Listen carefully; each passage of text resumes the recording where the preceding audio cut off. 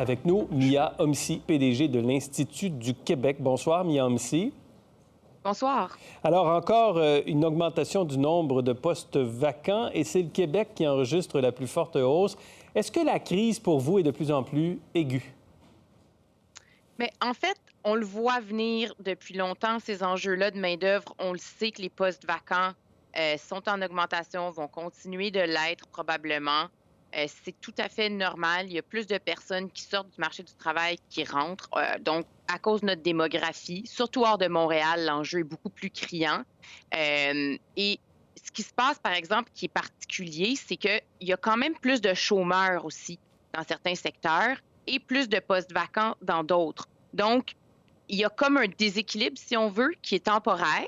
Il faudra voir, dans le fond, ce qu'il faut suivre là, de façon très attentive, c'est est-ce que c'est quelque chose qui va se cristalliser ou Ouais. ça va se replacer, les choses vont se replacer au fur et à mesure du déconfinement? Parce que là, on parle des postes vacants pour le premier trimestre donc de 2021. Donc, c'est pas exactement maintenant. Il y a un décalage dans le temps pour les données, mais il faudra le suivre au cours des prochains OK. mois. Quand on regarde le graphique pour le Québec, on voit quand même que d'année en année, de premier trimestre en premier trimestre, on a 2016 à gauche, 2017, 18, 19, 20, 21. On est toujours en croissance du nombre de postes vacants. Il y a une tendance quand même à la dégradation de la situation. Mais oui, puis en fait, c'est la même chose, peu importe l'indicateur qu'on regarde. Donc, quand on regarde le nombre absolu, on voit que ça augmente. Là, c'est relativement stable depuis le trimestre précédent, mais sur un an, ça augmente. Mm. Et même quand on regarde le taux de postes vacants, donc que ce soit le nombre de postes vacants ou le taux, ça veut dire en proportion de la demande totale, là, donc de l'emploi total, ça augmente. Et c'est que dans certains secteurs, quand on regarde les chômeurs disponibles ou les personnes disponibles pour combler ces postes-là, c'est que des fois, c'est très, très, très faible. Dans certains cas, comme la santé, c'est inférieur à 1. C'est Ab- majeur. Absolument, c'est important. Donc, santé, assistance sociale particulièrement, des infirmières, des aides-soignants, des préposés aux bénéficiaires, les besoins sont grands. Exactement. Ce qui est intéressant dans les données qu'on a vues ce matin, c'est que l'augmentation des postes vacants sur un an est très ciblée dans 3 secteurs: santé, assistance sociale, construction et fabrication. Et dans la fabrication, c'est vraiment dans la fabrication d'aliments.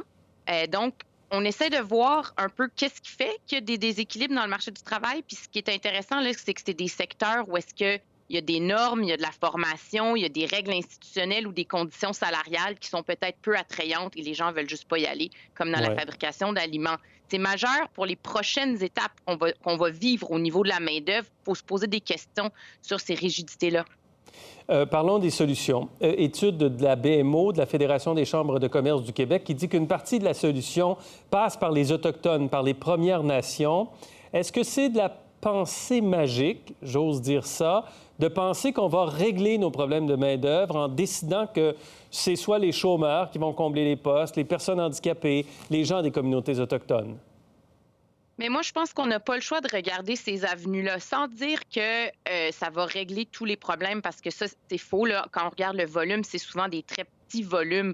C'est quelques milliers de personnes qui vont être dans les populations autochtones, des personnes qui sont handicapées ou des personnes plus marginalisées. C'est pas une panacée, mais il faut vraiment regarder ces éléments-là, comme les travailleurs de 60 ans et plus. Là, il y a peut-être plus de marge de manœuvre parce qu'on a un retard par rapport à l'Ontario. Parce que de manière générale, si on regarde les femmes, les 25-54 ans, on est très avancé au Québec quand on regarde le taux d'activité, le taux d'emploi. Il n'y a pas beaucoup de marge de manœuvre. Donc, on n'a pas le choix de commencer à aller vers essayer d'inclure des populations plus difficiles à rejoindre. Le travail difficile, il est devant nous. On a fait les gains plus faciles.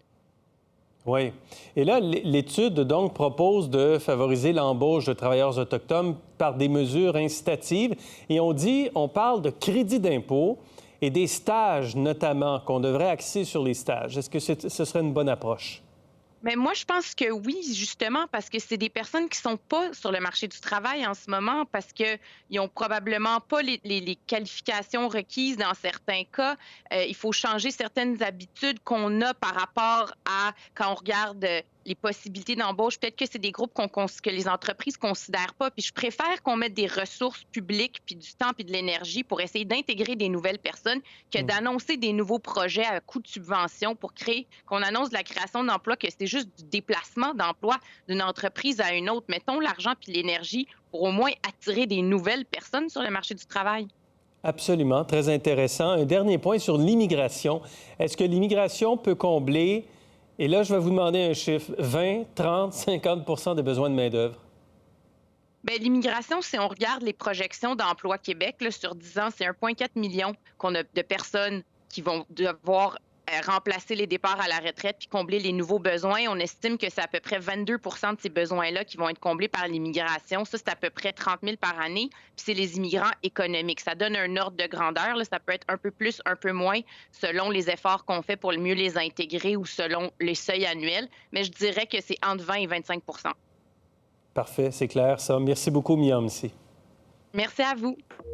Pour voir nos émissions en entier, rendez-vous sur la chaîne ICI RDI.